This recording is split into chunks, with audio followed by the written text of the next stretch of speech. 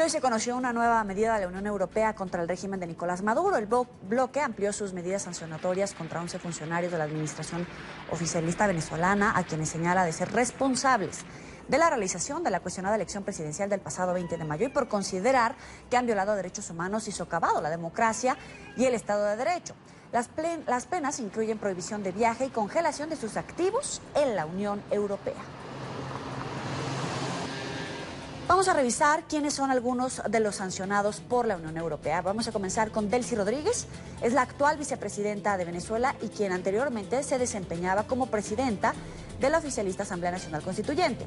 También forma parte de la lista de sancionados por el gobierno de Estados Unidos.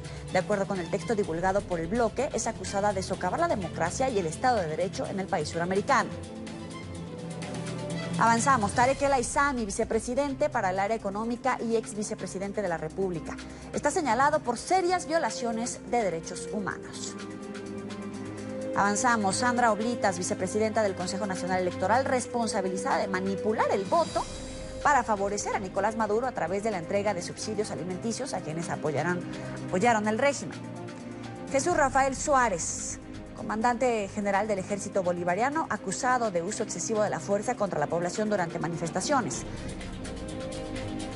Elías Jagua, ministro del Poder Popular para la Educación, responsabilizado de socavar la democracia y el Estado de Derecho en Venezuela. Ahora, el gobierno de Venezuela se pronunció en rechazo a estas nuevas sanciones de la Unión Europea. En un comunicado, el régimen de Nicolás Maduro aseguró que el bloque se inmiscuye en asuntos internos y está atentando contra el proceso de diálogo en el país. La República Bolivariana de Venezuela rechaza categóricamente la agresión continuada e injerencista de la Unión Europea, que constituye una franca intromisión en los asuntos soberanos de nuestro país, al adoptar pretendidas medidas restrictivas contrarias al derecho internacional contra 11 altos funcionarios del Estado venezolano, aprobadas hoy por el Consejo de Asuntos Exteriores. A propósito de las sanciones de la Unión Europea a funcionarios venezolanos, nos acompaña Antonio Ledesma, líder opositor en el exilio, quien además hoy visitó la Organización de Estados Americanos y sostuvo un encuentro con el secretario Luis Almagro. Bienvenido, muchas gracias. Buenas tardes, Joey. Un saludo a toda la audiencia, Colombia, en Caribe, en América Latina, en el mundo entero, porque esta señal así en el mundo entero. Antonio, ¿nos podría compartir los alcances de esta reunión, de la información que le entregó al secretario general de la OEA? Todo para apoyar el informe que acaba de concluir el secretario general Almagro. Para los venezolanos es un aporte esencial en la lucha por la liberación de nuestro país. Y al lado de este informe muy bien articulado, porque es el resultado de un esfuerzo muy técnico, muy científico, con muchos argumentos jurídicos, con muchos testimonios de viva voz de las víctimas de tortura, de los familiares de las víctimas de crímenes seriales. Está también ahora el informe del Alto Comisionado de Derechos Humanos de la Organización de Naciones Unidas, que en unas 61 páginas recoge todo el conjunto de violaciones, de crímenes y asesinatos a más de 513 personas, entre ellos más de 20 menores de edad, en las redadas policiales ejecutadas por el régimen, cómo se ha agravado la. Quisiera pedirte que te suscribas a este canal haciendo clic en el botón suscribirse y que actives la campanita de notificaciones para que estés enterado de las últimas noticias de nuestra querida Venezuela. Incremento de más del 60% de la mortalidad materna y más de un 30% de la mortalidad infantil. O sea, es el problema del hambre, es el problema de la crisis de medicina, al lado de la violación, como usted lo venía diciendo, al señalar nombre por nombre a los que han sido sancionados al día de hoy por la Unión Europea.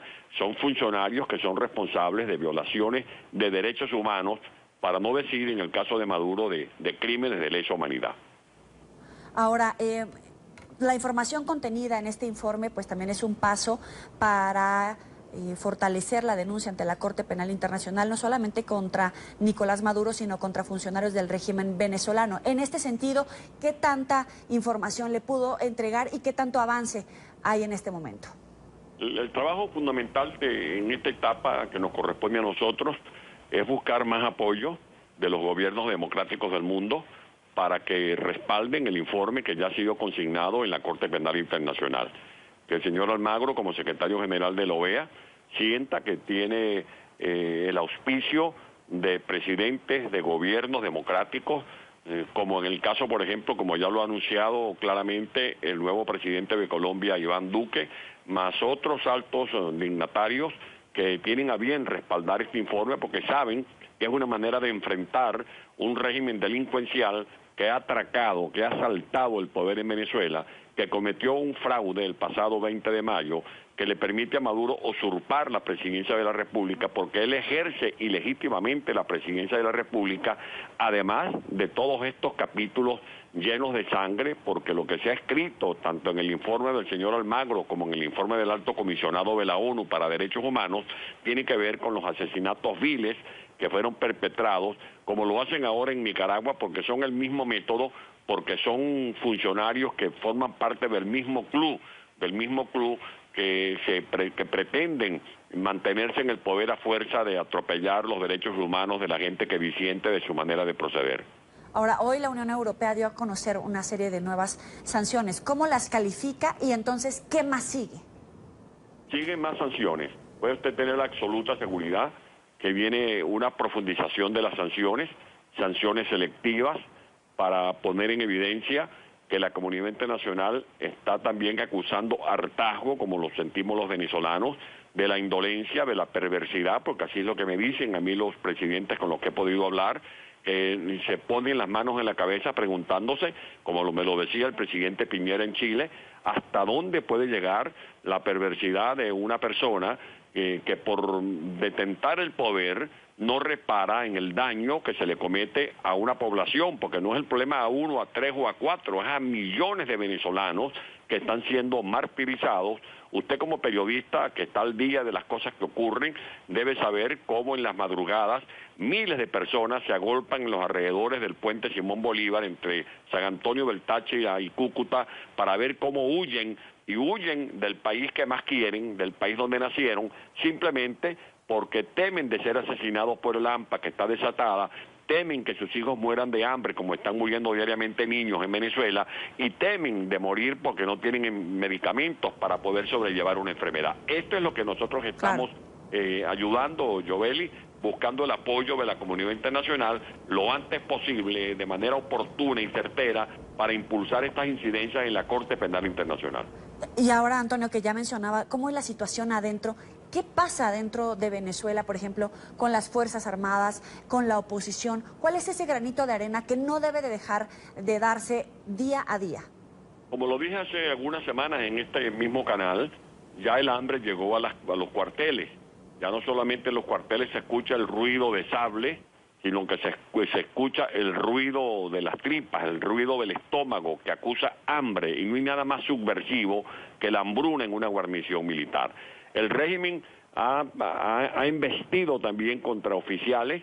Yo debo decir, a través de su programa, que hay más de 150 oficiales militares que están detenidos actualmente. Muchos han sido torturados. La información que han dado familiares de esos militares es que los han torturado, por ejemplo, para obligarlos a que digan que María Corina Machado está involucrada en un plan conspirativo contra el gobierno. Diariamente se realizan protestas, hay un promedio de unas 800, 900 protestas en 15 días en Venezuela. Hoy hubo protestas de enfermeras y médicos y usuarios en los hospitales, y cuando no es en los hospitales es en los barrios donde no hay agua, porque más del 60% de la población no tiene acceso a servicios de agua potable.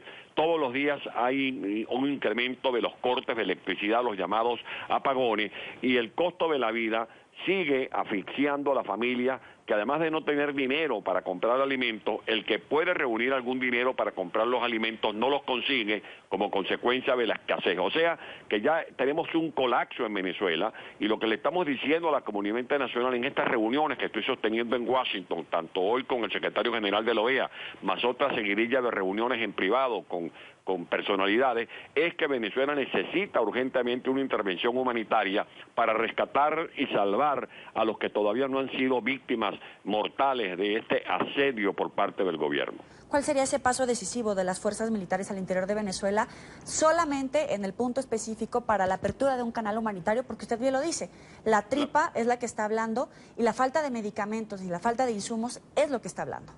Yo vuelvo a hacerle un llamado a través de NTN24 a los oficiales venezolanos que se vean en el espejo y se pregunten hasta cuándo van a seguir alcahueteando a una dictadura que está oprimiendo al pueblo que ellos están obligados a defender. Yo le pregunto a los oficiales que me puedan escuchar a través de esta entrevista si ellos se van a hacer corresponsables del tráfico de droga, de las relaciones del régimen con el terrorismo, de los escándalos de corrupción, que ellos no tienen mansiones, ni yates, ni aviones, que ellos no son responsables de todos esos delitos, que de una u otra manera están amparando cuando se mantienen sumisos y no hacen respetar la Constitución Nacional. Yo no les pido que se pongan del lado de la oposición. Yo les pido simplemente como oficiales de la República que se pongan al lado de la Constitución Nacional que tienen que hacer respetar para que resplandezca de nuevo el Estado de Derecho y puedan rehacerse las instituciones que han sido demolidas por esta dictadura. Te agradezco, Antonio Ledesma, líder opositor en el exilio, por estar con nosotros aquí en la tarde de NTN24. Muy buenas tardes, muchas gracias por la oportunidad.